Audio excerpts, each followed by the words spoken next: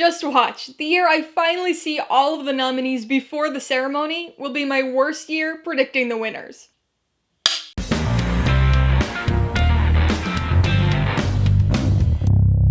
Hey everybody, welcome to Mainly Movies. Today I'm going to be talking about my picks and predictions for this year's Oscars. There are 56 films nominated across 23 categories, and I was able to see all 56. That's right, this was my first year ever of being able to watch every single nominee before the ceremony, so I'm pretty excited and a little bit proud of that. I do my Oscar predictions a little differently than most people, so I want to explain what I'm going to do here. Basically, for each category, I'm going to give you two picks. The first is my personal pick. It's the choice that I think was the best or most deserving, and would have been my vote if I actually had a vote. The second pick that I'm going to give you is the choice that I think will actually win. This will take into account not only the quality of the film, but also other contributing factors like the demographic makeup of the voting body or current events. So basically, this is a should win, will win scenario. If you're new here, please consider subscribing for a variety of movie-related content like reviews, ranked lists, and trailer reactions. Remember, these are just my predictions, so be sure to post your personal predictions for the 2021 Oscars in the comments below. I've already reviewed some of these movies on this channel, so if you want to check those out for some more in-depth thoughts on each of them, I'll put links in the description below, and also link some of them up in the cards as we go along. Alright, let's get into the predictions. We'll go in the order that the categories were presented in last year. Actor in a supporting role. The nominees are Sacha Baron Cohen in The Trial of the Chicago 7, Daniel Kaluuya in Judas and the Black Messiah, Leslie Odom Jr. in One Night in Miami, Paul Raci in Sound of Metal, and Lakeith Stanfield in Judas and the Black Messiah. So we're starting things off with one of the trickier categories here. Pre-nomination, two of these nominees really stood out to me as I was watching the films, and those were Sacha Baron Cohen and Paul Raci. I'm so happy that Paul Raci got the nomination here, but I think I have to go with Sacha Baron Cohen, because he really surprised me in this film. That being said, I don't think either of them will actually win. And this is where the category gets super tricky, because the other nominees were in movies where I'm not entirely sure how the distinction between leading and supporting was made, because they were very equal ensemble films. So I think all three have a really good shot here, but I'm gonna give the edge to Daniel Kaluuya. Animated feature film. The nominees are Onward, Over the Moon, a Shaun the Sheep movie, Farmageddon, Soul, and Wolfwalkers. Unlike with the last category, this one is a no-brainer for me. I enjoyed 4 out of the 5 nominees, but I've obviously gotta go with Soul. I thought that was an excellent movie, and definitely the better of the 2 Pixar releases last year. As far as who I think will actually win, it's gonna be Soul. I think Wolfwalkers has a remote outside chance and could be a dark horse here, but I'm pretty sure Pixar's gonna be walking away with this Oscar once again. Animated short film. The nominees are Burrow, Genius Loci, If Anything Happens, I Love You, Opera, and Yes People. The shorts categories are typically the most underseen of the categories, but the animated shorts have a tendency to be the most popular of those underseen categories. You can check out my rankography of all 5 nominees here. Usually for this category, I'm torn between 2 or more films, but I have to say, just like with the animated feature film, this is a no-brainer for me, and If Anything Happens, I Love You is definitely my pick. I really enjoyed Opera as well, but this one was just too strong and heartfelt for it not to be my number 1. And for the same reasons, I think this one is also definitely taking home the Oscar. Original Screenplay. The nominees are Judas and the Black Messiah, Minari, Promising Young Woman, Sound of Metal, and The Trial of the Chicago 7. Whew, this is a tough category this year. I thought 3 of the screenplays were really standout, so I actually had a hard time picking my personal favorite. But it's difficult for me not to go with an Aaron Sorkin script, so I've got to go with The Trial of the Chicago 7. I do think that one has a shot at winning, but I really think it's going to come down to either Minari or Promising Young Woman. Personally, I think Promising Young Woman is a more interesting and deserving screenplay, but I think Minari's probably going to come out on top. Adapted Screenplay. The nominees are Borat subsequent movie film, The Father, Nomadland, One Night in Miami, and The White Tiger. I always find this to be a bit of a tough category because it's hard to determine exactly what criteria to focus on. Do you simply look at the final product of the film, or do you take into account the original source material and how well that source material has been adapted for the film? I was a little underwhelmed by the nominees this year, but my personal pick has gotta go to The Father, which I found to be an incredibly emotional story and a really interestingly structured story. For the actual winner, I think it's gonna come down to either Nomadland or The Father. Nomadland's a unique one because it's adapted from a nonfiction book rather than a narrative story, so it might get a creative boost because of that. However, I really think The Father's gonna actually win, not only because of its structure, but also because I don't think it's going to win any of the major awards this year, and we'll get this as a bit of a consolation vote. Live action short film. The nominees are Feeling Through, The Letter Room, The Present, Two Distant Strangers, and White Eye. As with the animated shorts, I have a rankography of all 5 nominees, which you can check out here. I thought all 5 of these shorts were quite good, but it comes down to Feeling Through and Two Distant Strangers for me. One is more positive and heartfelt, while the other is more creative and pertinent to current events. Mostly because I'm a sucker for the story style that's used, I've gotta go with Two Distant Strangers for my personal pick. And I think that one's actually gonna win too, because it's creative and interesting from a film perspective, but also socially relevant. Production design. The nominees are The Father, Ma Rainey's Black Bottom, Mank, News of the World, and Tenet. I have to say, this is an odd mix of nominees this year. I'm usually a bit of a sucker for period pieces when it comes to production design, but I think I'm gonna go a little out there this year and choose Tenet for my personal pick. There was a lot going on in that movie, and seeing all the different components and items in both timelines and how they all came together was really interesting to me. I don't think that Tenet has any real shot at actually winning, though. It's gonna go to a period piece, and while I think it would be really interesting if News of the World managed to come out with it, I think it's either gonna be Ma Rainey's Black Bottom or Mank. And much like with the adapted screenplay, I'm gonna give the edge to Mank for the simple reason that I don't think it's gonna win any of the major categories. Costume design. The nominees are Emma, Ma Rainey's Black Bottom, Mank, Mulan, and Pinocchio. I'll admit that this is usually one of the categories I care the least about, but I think this is a very weak pool of nominees this year. I often sort of make fun of this category for frequently selecting costume dramas, so I can't believe I'm actually going to say this, but I think my pick has got to be Emma. I do think it has a shot at actually winning, but as with the previous category, I think it's going to come down to a slightly more contemporary period piece, with either Ma Rainey's Black Bottom or Mank. This time, though, I'm gonna give the edge to Ma Rainey, because the costumes were a big part of what sold the time period, and those shoes were pretty darn important to that story. Documentary feature. The nominees are Collective, Crip Camp, The Mole Agent, My Octopus Teacher, and Time. This might be the most diverse set of documentary nominees we've had in quite a while, which is pretty unique. I thought 4 of the 5 were very good, but I think my personal pick has to be Crip Camp. I thought it was a very interesting story, and I really enjoyed its utilization of both archival video and newly shot interviews.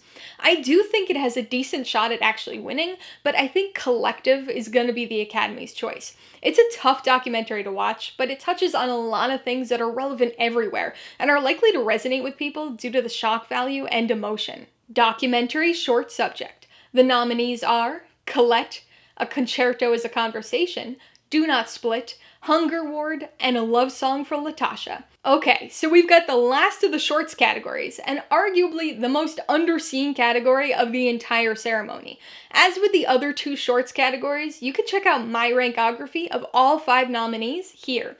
For my personal pick, I was fairly easily able to narrow it down to 2, but then not so easily pick between those 2.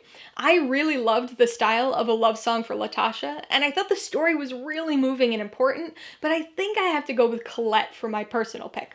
Amazingly, it was even harder to choose who I think would actually win, because I think those 2 are certainly in the running, plus Do Not Split.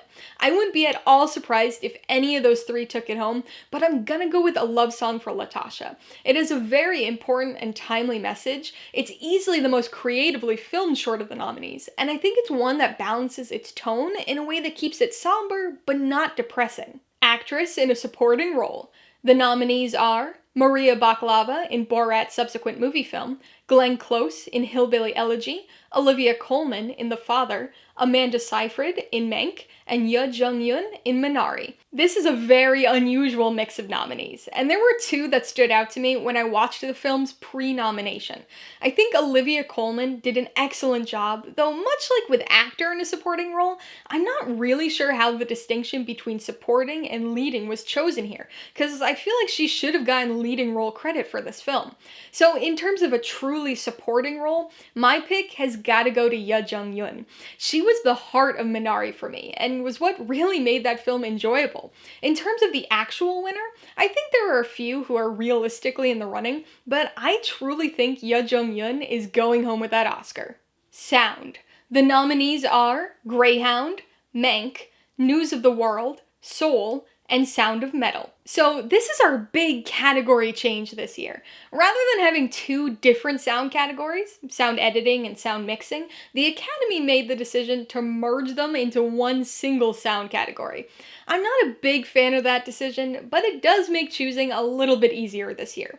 For me, this is a no-brainer category, and I definitely have got to go with Sound of Metal. I mean, it's got sound right in the name. But really, this one's entire focus is on sound, and the utilization of both sound mixing and editing, as the case happens to be, make it the ideal choice. And of all of the categories, this is the one that I feel the most confident with my actual winner prediction. I'm going with Sound of Metal here too, and I would be absolutely stunned if it didn't win. Cinematography. The nominees are Judas and the Black Messiah, Mank, News of the World, Nomadland, and The Trial of the Chicago 7. As was the case last year, this is a very weird mix of nominees. I don't think any of them are bad, but there are definitely a couple questionable inclusions and a few glaring omissions. With that said, my personal pick is an almost tie between Mank and Nomadland. Even now, I'm kind of going back and forth between the two, but I think I have to go with Nomadland for its grandness of its landscape cinematography. I also think the actual winner's gonna come down to those same two films, and I think the Academy's gonna agree with me and choose Nomadland. Film editing. The nominees are The Father, Nomadland, Promising Young Woman, Sound of Metal, and The Trial of the Chicago 7. I always find this category one of the hardest to decide on, both for my personal pick and for who I think's actually gonna win. I think there's a definite case to be made for all 5 of the nominees, but I have to go with Sound of Metal for my personal pick. I think that might be a bit of an unconventional choice, especially since most of our focus on this particular film is related to its sound, but I think the film editing really went hand in hand with that sound editing here to create an altogether immersive experience. I think it's got an outside shot at taking home the Oscar, but I do think the Academy's really going to focus on that one for its sound and overlook it on the visual front. So I think The Father is actually going to win thanks to its purposefully disorienting editing style. Visual effects. The nominees are Love and Monsters, The Midnight Sky, Mulan, The One and Only Ivan, and Tenet. This is another one of those categories that consistently baffles me. I really don't understand how or why the Academy chooses some of the nominees that it does and omits others. Luckily, at least they included the most impressive visual effects film of the year with Tenet. This is easily my personal pick, and I would be incredibly surprised if the Academy disagreed. It's just way too impressive, especially when you consider how many of the effects were actually done practically. Makeup and hairstyling. The nominees are Emma, Hillbilly Elegy, Ma Rainey's Black Bottom, Mank, and Pinocchio. This is a category that's always a little hard for me because this particular technical aspect usually doesn't stand out to me when I'm watching a film. Just like with costumes, I feel a little crazy saying this, but my personal pick has gotta be Emma. In terms of who's actually gonna win, I think Ma Rainey's Black Bottom has a really good shot, but I think the Oscar is gonna go to Pinocchio. I thought that was a really bad movie, and frankly, somewhat visually disturbing, but as much as it pains me to do so, I do have to give it credit for its makeup. International feature film. The nominees are Another Round, Better Days, Collective, The Man Who Sold His Skin, and Quo Vadis Ida. I know I've said it about a couple categories at this point, but I think the nominees here are a very interesting mix.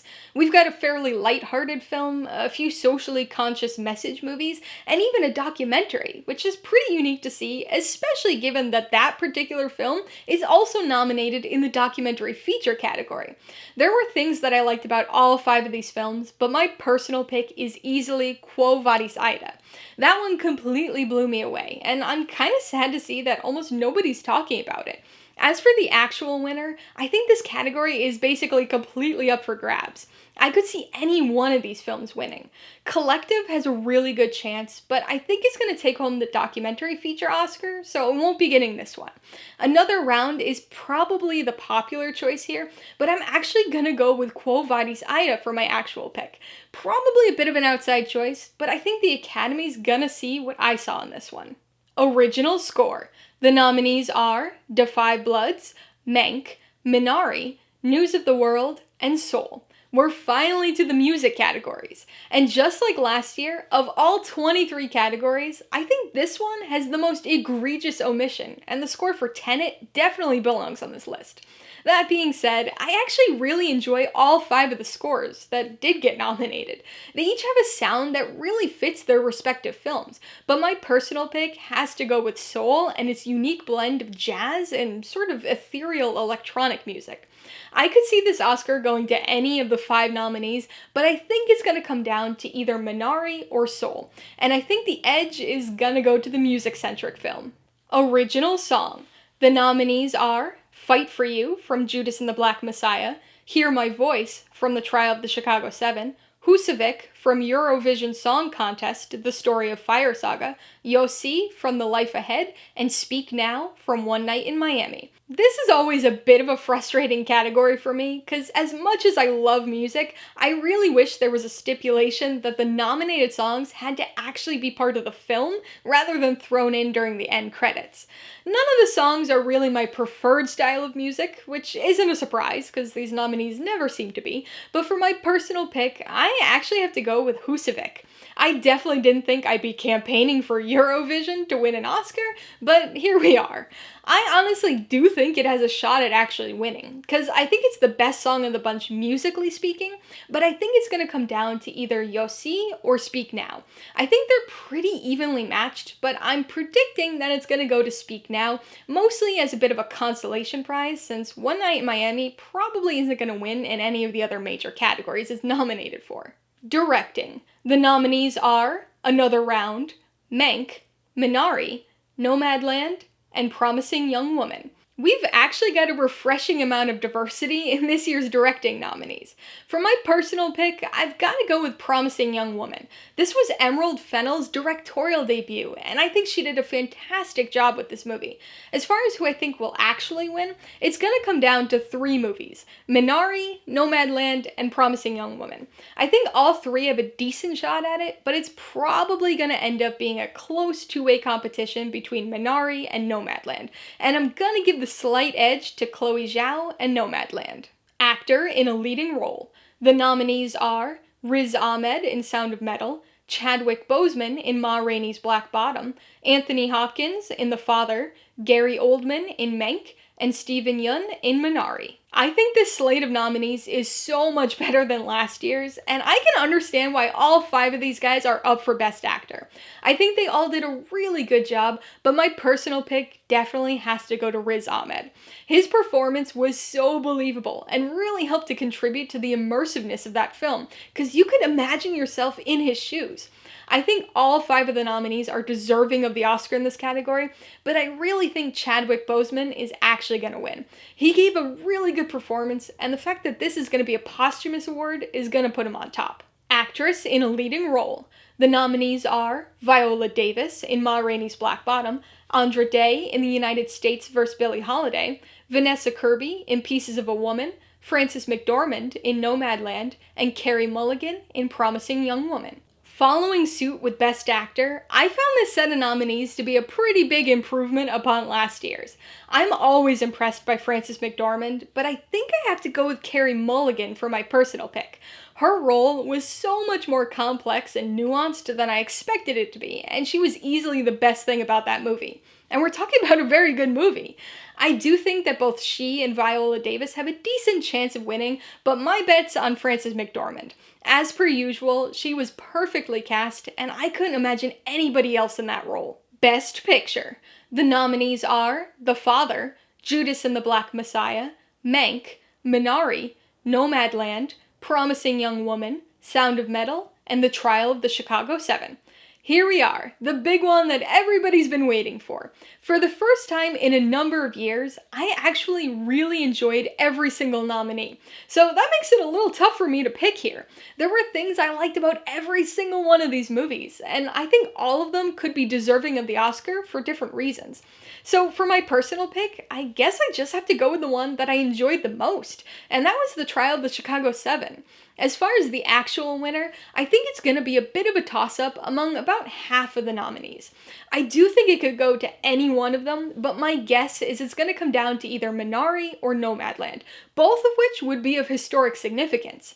It's going to be super close, but I think I'm going to give the edge to Minari. Alright, so there you have it, my picks and predictions for the 93rd Academy Awards. These were just my thoughts on the likely outcome of this year's Oscars, but I'd love to hear what your predictions are too, so be sure to post them in the comments below. I've already reviewed some of these movies, so I put links to those videos in the description below, and you can check those out if you want some more in-depth discussion of each, as well as my ratings, pros and cons, and even tailored film recommendations. And if you're interested in buying any of these Oscar-nominated movies, I do have affiliate links to all of them in the description below. I get a small commission from anything you buy using one of my links, so I'd really appreciate it if you use them if you're in the market for any of these movies. Also, be sure to check back after the Oscars to see how I did with my predictions in my final Oscar video of the year. Alright, so if you got some enjoyment, insight, or information out of this video, I'd appreciate it if you'd hit that like button. And if you haven't done so already, please hit subscribe while you're at it to see more videos like this, as well as movie reviews. Till next time, this has been Alyssa with Mainly Movies, the way life should be.